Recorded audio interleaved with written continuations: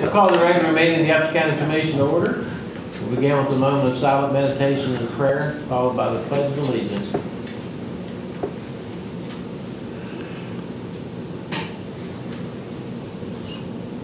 Amen. I pledge allegiance to the flag of the United States of America and to the republic for which it stands, one nation under God, indivisible, with liberty and justice for all. Okay.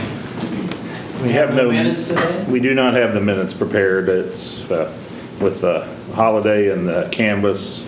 It's been a little busy to review the minutes, so Okay.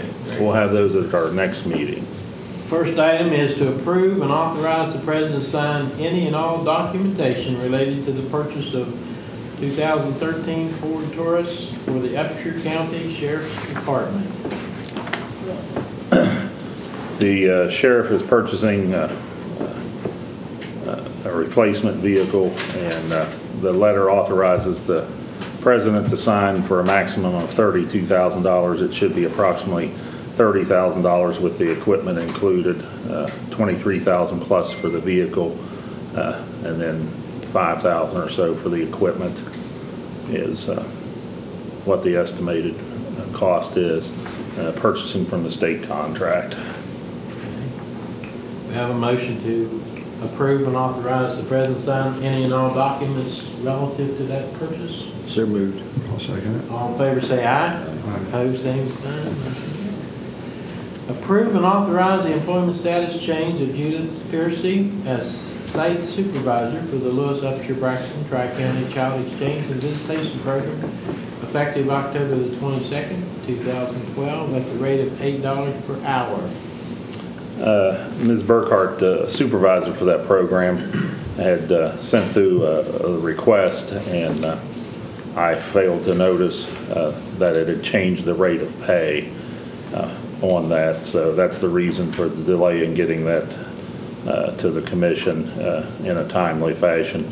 It's just a pass-through reimbursement situation that we do anyway. We provide the payroll services for the child visitation program. There's approximately 4 part-time individuals that work under that program. Okay. We have a motion to approve this. I'll make that motion. Second. All in favor say aye. Aye. Opposed, same sign. Motion carries. Next item, review state of emergency declaration. Consider date for cancellation. We have a, we had spoken with the folks from the Office of Emergency Management for their recommendation on this, and have we heard from them since over the weekend? I have not discussed this particular topic with them since last Thursday at our Thursday afternoon at our departmental supervisory meeting.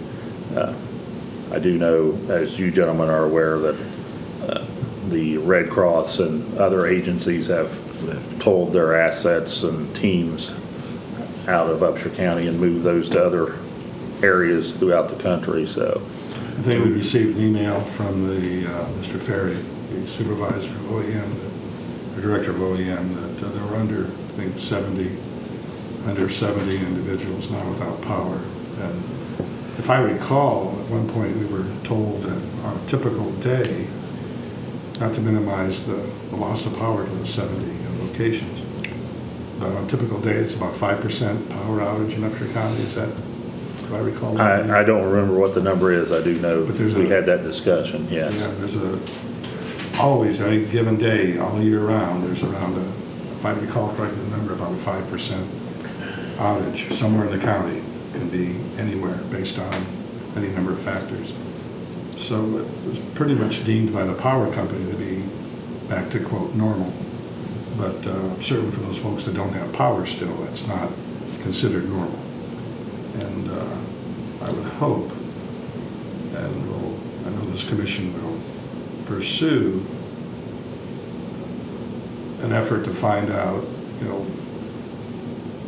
what took, why the timeliness, or what was the factors that led to this long recovery, and what we can do in the future to address it and improve on the response. One thing I think the power company needs to look at is preventive maintenance. I mean, when you drive around, you can see an accident waiting to happen, you know. When a tree's hanging over a power line, I think it's time to cut those limbs off of it or something. So many times you take a drive anywhere, you see things that a storm's going to bring down that just goes unnoticed, untouched by them. Well, that was some of the anecdotal information that has been discussed with me over a period of time. We've had these outages, is that prior to the sale of Allegheny and Mon Power to First Energy, there was little or minimal maintenance provided for the right-of-ways, and that this allowed tree limbs and other things to accumulate, that when you had a storm such as we had, it would have created the outages, the degree of problems that we had. And I think that's one question we should, in our after study that we look into, after we have a incident like this, we always do an analysis as to how we provided, how we, that is we, the county resources acted properly, or the state, the federal, and to see if some of these questions can be answered. I know you probably can't eliminate every problem, but they can sure do a better job if they do some preventive maintenance.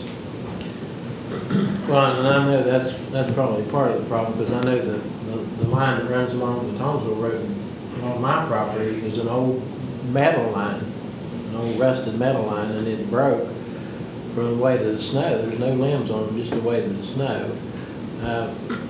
But I do know just a year or so ago, from back in out to Thomasville, it was an extensive amount of work in trimming back from the right-of-way.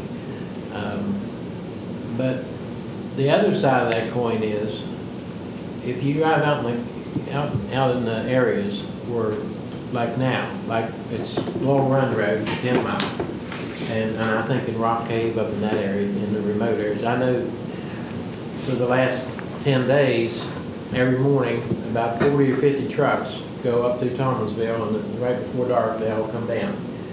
Now, what's happened in the last 2 or 3 days is, instead of just those trucks with bucket trucks and booms to put new poles and all, you see track-mounted vehicles that indicates that they're at the point now where they've got to get something that can get back into the area the trucks can't reach from the road. And, you know, and I think it's a combination of things. But by the same token, when you have a storm that there's this magnitude of damage, it's going to take a while to do it. I mean, when you look, I don't know how many trucks has been in Upshur County for the last 2 weeks, but I would estimate probably 200 or 300 trucks from other companies. I don't minimize the damage that was inflicted. I'm not trying to say that the power companies aren't doing their best to reconnect the power to everybody. But it appears, and I'm not just isolated here in West Virginia or even in Upshur County, but one reads regarding the East Coast, up in New York and in New Jersey, similar situations where I don't know what can be done about it, because it's a very powerful situation weather-wise, but it just does not seem that we're capable of responding in an appropriate measure, and that I know that the public has to be concerned with that. I do know Mr. Ferry, the OEM director, in email correspondence is planning or has contacted Mon Power to schedule a meeting with them, and I did a follow-up and requested that he schedule a meeting, far enough in advance, so if it was during a regular commission meeting, or if we need to call a special commission meeting, so Right. we had proper notification out to the press and public of when that would be taking place.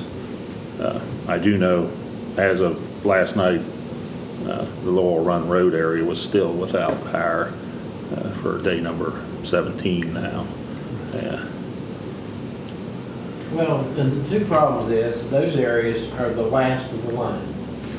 So you have to repair the line as you start from town going out. So you have all those repairs to be made. I mean, it was day 11 in Thomasville before our power come on.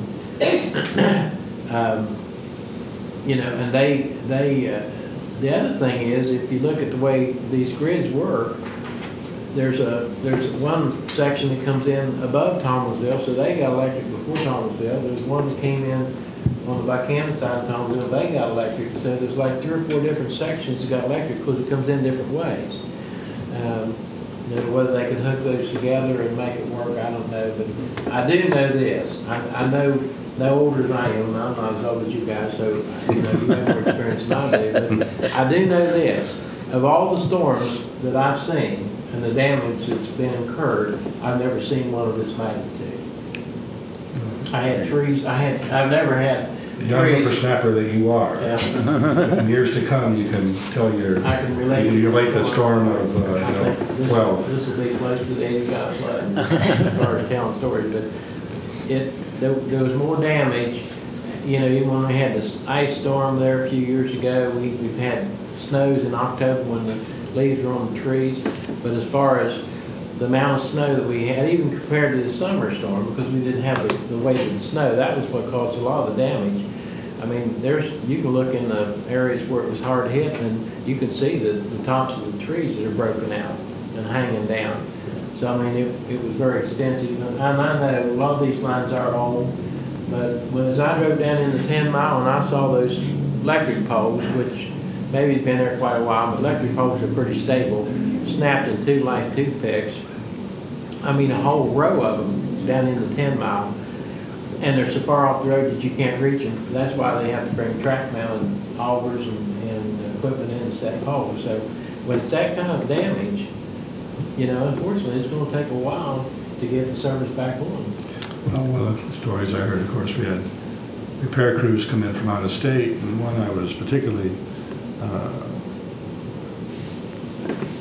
thought was probably a good insight was a crew from Indiana had come in. Of course, Indiana terrain in that location is flat compared to West Virginia, and they just could not fathom the degree of difficulty that they would encounter in reaching some of the areas to restore the power.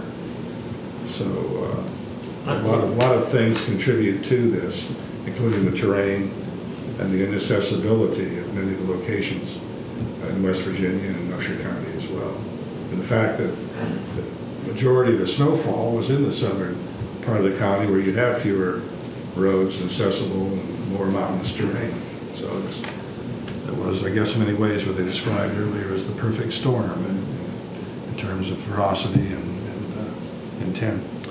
There was, you know, information that we received at one of our briefings that initially it was, you know, reported, people thought, whatever the case may be, that Monpower had sent crews out of the state towards the East Coast, but, you know, we were told that was not correct. So that was a concern that we had initially at one of our briefings, but that proved not to be the case. And in addition, again, in the Laurel Run Road area, I know there was trees still coming down as of yesterday. Right. So that's, you know, contributing to some of the issue. I don't think it brought any lines down, but getting access, yeah. And the protocol that First Energy uses in approaching problem areas is different than apparently Mon-Power and Allegheny Power had used in the past. How they approach a downed wire or transformer problem is different. So that could add to the delay as well. But it increases safety, that's important. We are working on coordinating that meeting. Right. Well, I think it's good to talk to those folks and express the concerns of those people that are out of electricity for 16 days. So anyway, moving right along. Next item, review property tax books. We've been busy doing canvassing and all that, but that's still on the burner. Other than that, we have our monthly dog warden report for October. We'd like to look at the numbers of the dogs.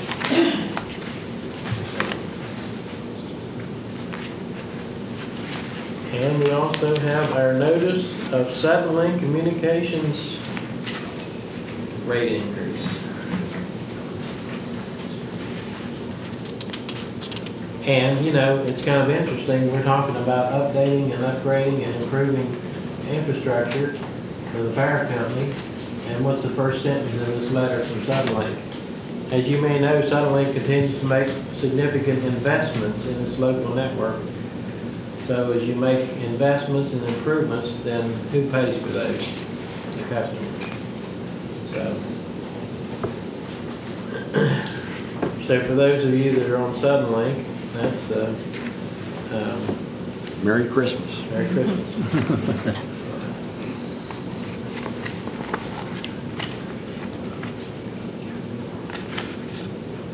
So one or two, any of you guys on Suddenlink?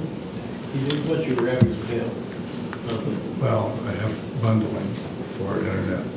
Internet, Television. telephone, the whole thing? Right, so it's about $110 a month. $110 a month. He's got a deal, mine's $155.12. Just paid it. That's for your television, your internet, and your dish, and your Telephone. telephone. That's not bad, because those three of mine would be about $350 in common stuff. Yeah, but he's got his cheaper than mine. It's I don't not- have Showtime. Life is not fair. HBO. I don't either. I don't have the Playboy channel. I don't either. All right, gentlemen, settle down. Life is not Do they fair. not come under public service? I'm sure they probably have to be approved by the Public Service Commission. Well, with a bundling like that, the telephone and everything, Right. it looks to me like you need to go to public service to ask for a raise. Well, I'd say probably this falls under Public Service Commission. The Public under the Service- purview of the city anyway. Yeah. On cable service, the Public Service Commission is involved. I'm not sure as it relates to the rate increase or approval, what that situation is, but the county as well as the city has set up a, for lack of a better word, a cable advisory board. I'm not sure how many members the city or who those are. For the county, the commission serves as that board, and we've had issues in the past where service, or we've brought representatives from Suddenlink in as it relates to areas that, plan, that do not have cable service now, and what the plans are, to service those areas in the future. It's been a while since we've had an update, if I remember correctly. But we've been able to provide information to some residents, through communication with Suddenlink for problems or resolving some of those issues, or at least explanations. Maybe the issue wasn't resolved, to everybody's satisfaction. But there's a cable franchise agreement, non-exclusive cable franchise agreement that all the providers in Upshur County have, either depending on where the service is provided with the county and or city in place for that. On a similar topic, one can only imagine, we're talking about rate increases for Suddenlink, what First Energy or other power companies are going to do in terms of rates after this snowstorm. They've had infrastructure destroyed. They've had to bring outside sources in to help repair. I don't know what attempts will be made by them to offset those expenses through rate increases. So I'm certain that is a potential down the road as well. But maybe also, before they increase rates, they ought to think about the citizens who incurred a lot of extra expenses too because of the storm. I might add, with a rate increase, you lose some of your, if you suddenly loses any of its customers, you lose some of your viewers. Only Channel 3 is on Suddenlink. I wonder what the average number of viewers on Channel 3 is, I'd say at least 2,000. 2,000? Yeah. I also believe that we received information from the Office of Emergency Management that FEMA had set up a program to reimburse certain generator purchases. Do you recall reading that, Mr. Parker? There is that information out there right now. That has not been approved by FEMA. There's no individual assistance declaration in place right now for the state of West Virginia. So any individual assistance information out there right now is just that, making the circles, information making the circles, which may or may not be proved to come to fruition. So there is public assistance, to my knowledge, that will be, for public agencies, fire departments, et cetera, that have incurred cost. So they need to be, tracking those, and because there is an extensive amount of documentation that's required for that type of reimbursement. I do know that. What did we get from the summer school? The county received $10,700 and some dollars. We just received that check last week, as a matter of fact. That came in last week and that related to, a lot of that was related to the cost of running the generator at 911 center and equipment that was utilized, for maintenance staff, and then the personnel cost involved, of the overtime and cost involved at the 911 center and OEM office. Our county did not receive, we were not one of the 11 or 12 counties to receive individual consideration for reimbursement. No, we did not, to my knowledge. It'd be interesting to see which counties are identified after this storm. Because certainly Upshur County was not spared the destruction of the storm, and I would expect that favorable consideration would be afforded us for that personal, individual assistance afforded by FEMA. Well, I wouldn't hold my breath till we get it. I would expect consideration.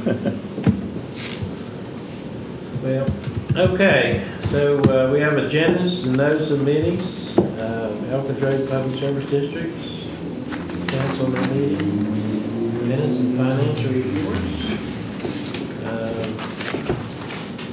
Pretty heavy agenda this morning, but I think we just plowed through it all. So, you gentlemen have anything else? Really? Just as a point of reference, our next regularly scheduled meeting, unless there would be a reason to call a special meeting, the next regular meeting is December the 6th. We'll not have a meeting in the next 2 weeks, one due to the holidays, another due to a training conference that the commissioners and the staff will be involved with. So on item 3, one recommendation maybe is to authorize the president to lift the state of emergency in consultation with the Office of Emergency Management whenever would be deemed appropriate. If you would like to take action on item 3, to consider that. I'll make that motion. Second. All in favor, say aye. With all the agencies pulling out, I think they've kind of determined it's over. Okay, well, we'll work in concert with our Office of Emergency Management and get that taken care of.